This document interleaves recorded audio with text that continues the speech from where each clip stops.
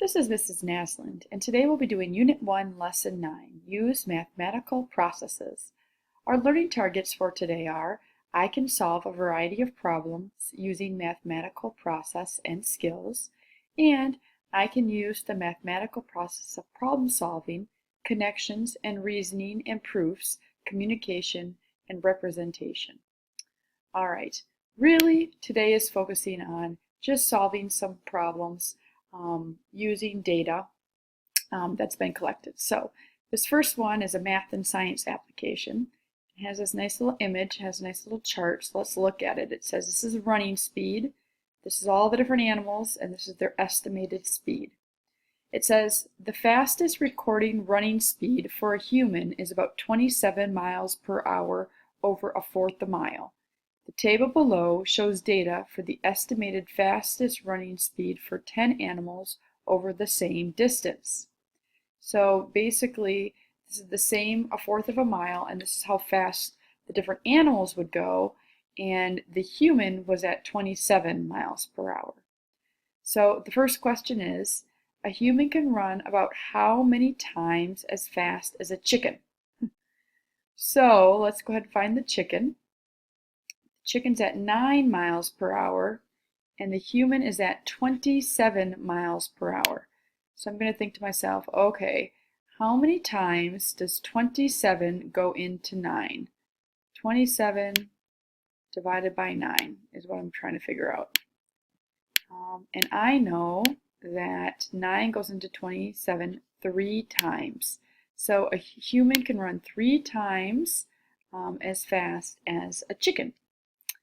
Which animal, I'm going to erase this here, which animal can run closest to the fastest recorded human speed? So I'm going to go ahead and let you try to figure this one out. I'll make this a little bit bigger for you. Which animal can run closest to the fastest recorded human speed? Remember, the human speed, the fastest recorded human speed is 27. All right, let's see how you did.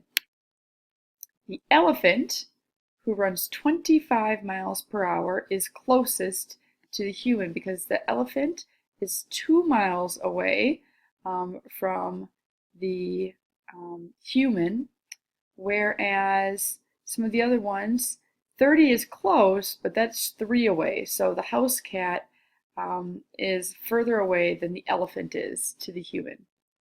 All right, let's see. Name an animal that can run faster than a squirrel but slower than a zebra.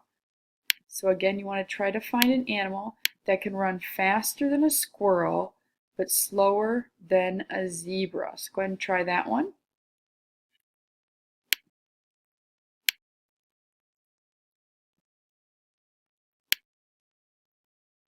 All right, if you got a house cat, giraffe, or rabbit, or elephant, then you are right on, because all of those animals run faster than a squirrel, but slower than a zebra. All right, lastly, it says copy the number line at the top of the page and write the missing animal names in the correct positions. So we're going to use this chart and this. We're supposed to try to figure out which animals would fit here. So we're looking for an animal that's close to 9 but less than 25. And it's pretty close to 9 on the number line. So close to 9 but less than 25. I'm guessing it's going to be the squirrel, right? All right, good. Now we're looking for an animal that's more than 25 and it's definitely less than 35. So more than 25 but less than 35. So 30 is pretty close. I'm guessing that's the closest one. Yeah, it looks like it is. We're going to say the house cat. All right, which animal do you think would go right here? So it's more than a house cat, but less than the rabbit at 35. Which animal do you think would go right there? All right, if you got the giraffe, you are right on. All right, let's keep going. Something more than 35, but way less than 70. So more than 35, but way less than 70. I'm going to guess the zebra. All right, good. So something more than the zebra and less than the cheetah. The lion. And then lastly, the pronghorn antelope. All right. So you can see that you can use data to help you solve many different types of problems. Now, the last one is kind of fun, and I'm not going to have you do all of these, but I'll have you do a couple of them. It says, decide if the answer to each operation will be even or odd. Write even or odd, and then give 2 examples to prove your answer is correct. So let's just try it. Even plus even, what will that be? So I'm just going to try if I do even plus an even number. If I do a 2 plus a 4, what do I get? I get 6. All right, let's do another one. Let's do 4 plus 4.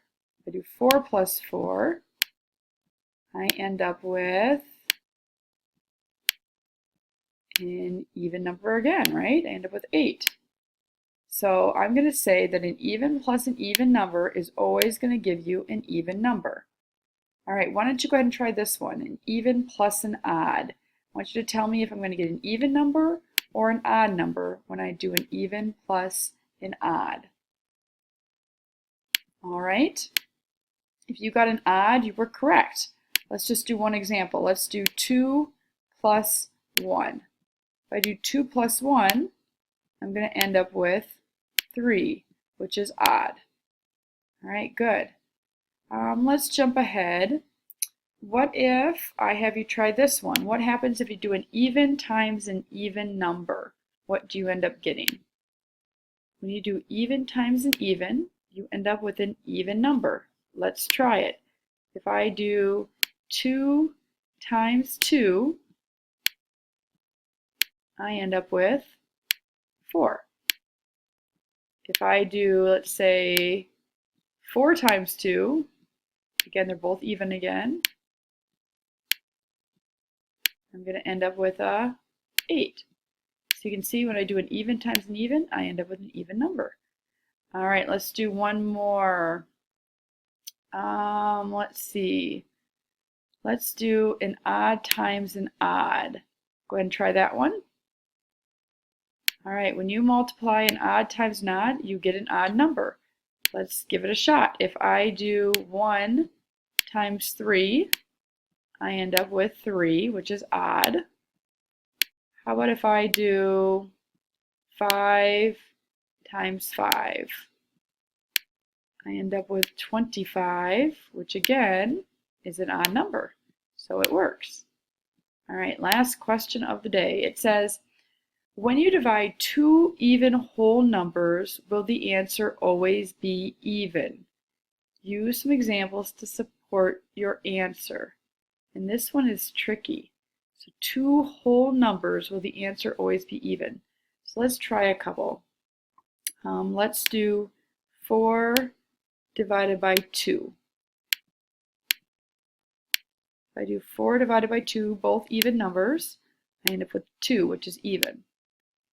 But what if I do 14, which is an even number, divided by 2? What do I end up getting?